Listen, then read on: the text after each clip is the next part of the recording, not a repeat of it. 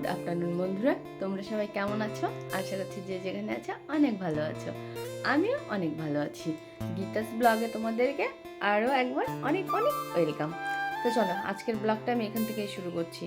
আজকে জানো তো অনেক বেলা হয়ে গেছে, এখন বাজে প্রায় 1:45 বেজে গেছে। আর সকাল থেকে আজকে ল্যাদ খাচ্ছিলাম, খেতে খেতে আমি আর মেয়ে। তো ও আবার পাশে বাড়ি গেল খেলতে। তারপরে আজকে ভেবেছিলাম শর্টকাটে রান্নাটা করে দেবো, কিন্তু সেটা আর হলো না, কারণ পালমশাই বলেছে যে ও সেদ্ধ ভাত খাবে না। আর আজকে তো আমাদের এখানে বড় ঠাকুরের পূজা, ওই জন্য তো নিরামিষই খেতে হবে।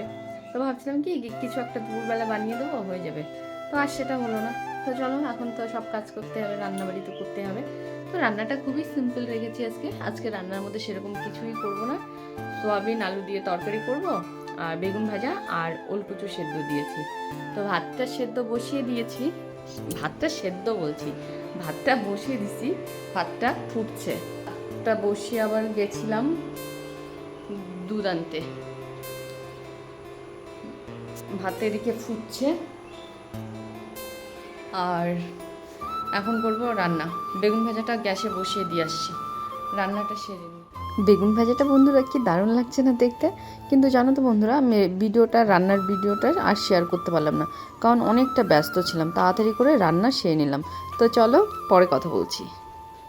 হাই বন্ধুরা, তো দেখো রান্না বাড়া করে চলে এসেছি, রান্না কমপ্লিট হয়ে গেছে। এখন বাজে বেলা 2:30। এখন খেতে বসে যাব। খেতে বসে গেছি আমি, এখনো পালমশাইয়ের খবর নেই ওঠার। ঘুমোচ্ছে তো ঘুমোচ্ছে, কখন থেকে ডাকছি এখনো উঠছে না। তো চলো, কি কি রান্না করেছি দেখা যাক। বেশি কিছু করিনি, শুধু করেছি সোয়াবিনের তরকারি, বেগুন ভাজা আর ওলকচু সেদ্ধ। তো ওলকচু সেদ্ধ তো তোমার দাদাভাইয়ের খুব প্রিয়, আমারও ভালো লাগে, কিন্তু ওর একটু বেশি প্রিয়। তো চলো খেতে থাকি। ওলকুচু মাখা, বেগুন ভাজা, সাদা ভাত, আর এটা কি সয়াবিন আলুর তরকারি। এটাই হচ্ছে আমাদের আজকে লাঞ্চের মেনু। তো চলো খেয়ে দেখা যাক কেমন হয়েছে। তোমার কি গরম লাগছে নাকি?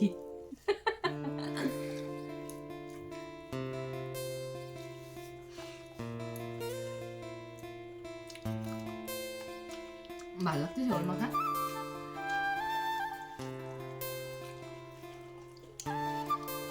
এই ক্যামেরার সামনে আসতে এত লজ্জা পায় পালবাবু, বাবা তার বলার মতন না, লজ্জা লাগে প্রচন্ড।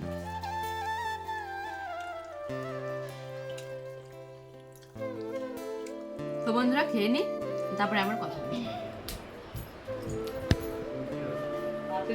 রেডি হয়ে গেছি, এখন দেখো রেডি হয়ে গেছি, এখন যাচ্ছি আমাদের এখানে বড় ঠাকুরের পূজা বলছিলাম না, পূজা দেখতে যাব, পূজা হবে এখন। তো চলো যাওয়া যাক। তো বন্ধুরা কেমন লাগছে আমাকে শাড়ি পরে জানিও কিন্তু, ঠিক আছে? দেখো আমরা রেডি, ফুল রেডি, অনেক দিন বাদে আজকে শাড়ি পরলাম। তো চলো যাওয়া যাক।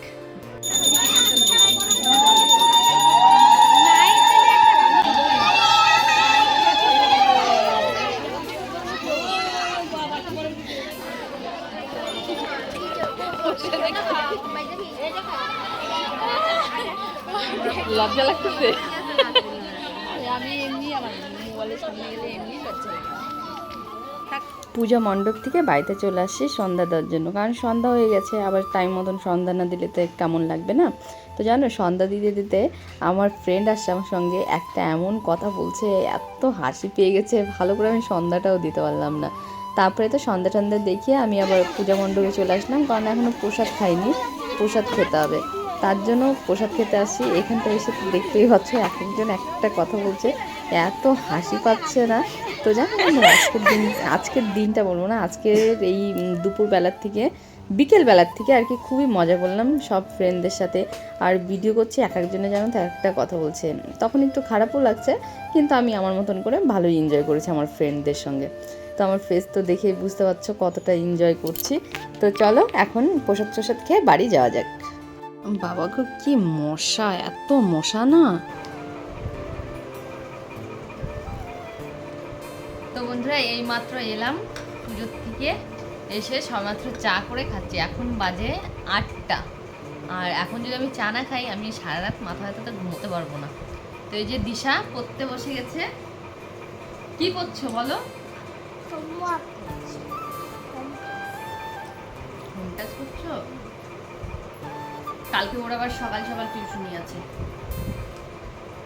ওখানে আর খাইনি, এমনি ফল প্রসাদ খেয়েছি। আর হচ্ছে খিচুড়ি প্রসাদটা বাড়িতে নিয়ে আসছি। খিচুড়ি প্রসাদটা, ওটা রাতে খাবো। এত রাতে তো খাওয়া যায় না। তুমি খেয়েছো? ও খেতেই পারেনি, ওর থালাতে ব্যাং পড়ছে, লাফ হয়, আর খেতে পারিনি। তারপরে বাড়িতে নিয়ে আসছি, ওখান থেকে বাইরে থেকে একটুখানি খেয়েছে বাড়িতে। চাটা খেয়ে শান্তি। আর ওখানে আজকে সত্যি খুব মজা হলো। আর যখন খেতে দিচ্ছিলাম, পরিবেশন করছিলাম যখন, তখন এত জোরে বৃষ্টি আসছে, কেউ খেতেই পারেনি। সব সে থালাতে প্রসাদ নিয়ে নিয়ে ভাগছে বাড়িতে। আর আমার তো তখনই তাই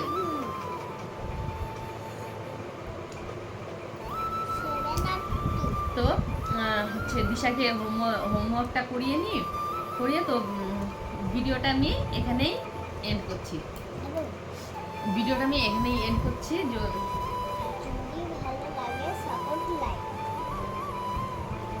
যদি ভিডিওটা ভালো লাগে তাহলে লাইক, কমেন্ট, শেয়ার আর সাবস্ক্রাইব করতে একদম ভুলো না, ঠিক আছে? তো চলো, গুড নাইট, টাটা।